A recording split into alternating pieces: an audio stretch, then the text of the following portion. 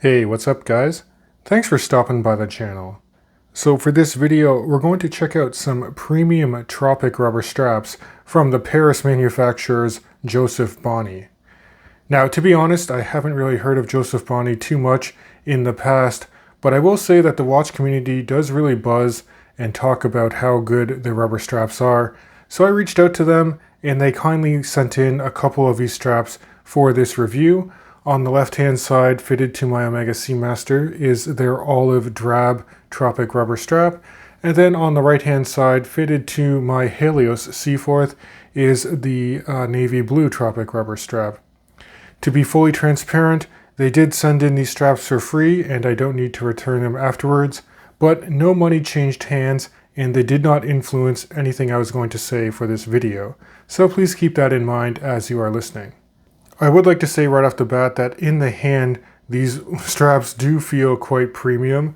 You can see that a lot of design and detail went into crafting these straps that have a very nice cross-stitch pattern that goes all the way from the tip of a strap, and then you can see it's even nicely integrated as you get towards the head of the watch here. So very nice continuity. You do have those classic diamond wedge perforations that run the length of a strap on the long side here, and then similarly on the short side you have perforations, but you have a nice stainless steel buckle. And then what I really like about these straps is when you order them, it comes with two floating keepers on the strap, but you actually also have an option to fit one long keeper, so you remove two of them altogether. So as you can see here, you can utilize this slightly larger single keeper, or you can have two floating keepers, and that really just keeps the long portion of a strap tucked away nicely. And in terms of length, I will say that these straps are really good in length. This long side is about 120 millimeters, and the short buckle side here is 75 millimeters in total length. And I do think that would just suit a number of different wrist sizes quite well, depending on the watch you're going to be fitting it to. One thing to note is that they really only have one width or size available, and that is a 20 millimeter lug opening width, and then a very nice taper down to about 16 millimeters. I really like how this olive drab one pairs with my Seamaster. It really gives it like a mil-spec diver look to it that I was really aiming to do when I was searching for a good strap if I was going to take the Seamaster here off of its stainless steel bracelet. Now, flipping the strap over, I also want to mention something really cool, and that is that these are vulcanized rubber straps. So Joseph Bonny uses natural rubber, but then they apply some sort of sulfur mixture to it, and they heat it up really hot, and that bonds to the natural rubber. What it does is it makes this strap extremely supple in the hand, but it also maintains its durability. So I just want to show you a quick in-studio wrist shot, just so you see how this Tropic rubber strap would wear on a 7.5-inch wrist. That's 19 centimeters in circumference if you're using the metric system for your reference. And again, really like this combination of the black dial diver with the green strap.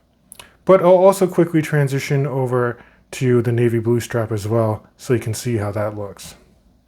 Alright, so here's my pastel blue Helios Seaforth, and I do think that this navy blue Tropic rubber strap complements the dial for this particular diver quite well.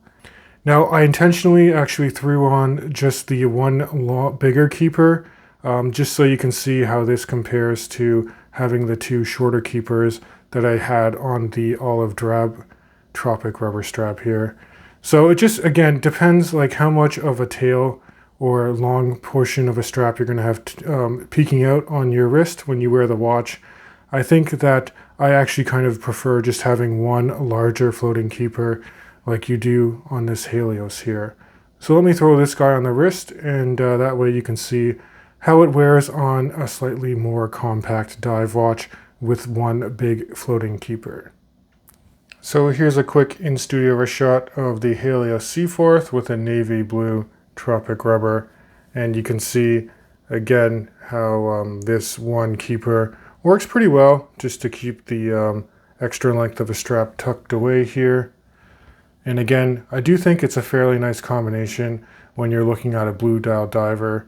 I will say that you can get up to 6 different color options on the Joseph Bonney website. So I will throw a link to the website in the description of this video. Please do check it out. And I'll mention that these straps come in at a cost of about 58 euros, and I did a quick conversion into Canadian dollars. It runs just over 80 Canadian per strap. So that's just a quick overview of these Tropic rubber straps from Joseph Bonney. I did want to mention just some things to consider or points for improvement. One thing is that you do get standard spring bars, and the spring bars do come with each of the straps. I know some people would prefer a quick release spring bar for quick on-the-fly strap changes. Now, I actually prefer having standard spring bars when I'm fitting them to dive watches, because I find I'm a little more rough with the dive watches, and a quick release to me is a bit of a point of failure. And the other nice thing about having standard spring bars here is that Joseph Bonney does claim that you can fit bigger spring bars up to 2 millimeters in width to your watch with this type of strap. So that way, if you really do have a robust diver that has those thick spring bars, like a lot of Seiko divers, for example, it should be able to be accommodated passing through the rubber strap here.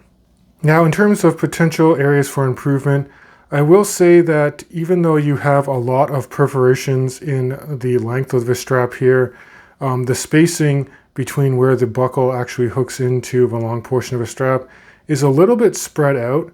I'm actually I want to be in between these two holes here. So I'm either a little bit too tight with the watch on this strap or a little bit loose for my liking. I might actually just try and punch a single hole in between these two openings here and see how that works. But outside of that, there's really not too much to complain about with these particular straps. I know they are priced a bit high, but I can say that they are miles above a lot of the more budget-friendly Tropic straps I've tried in the past.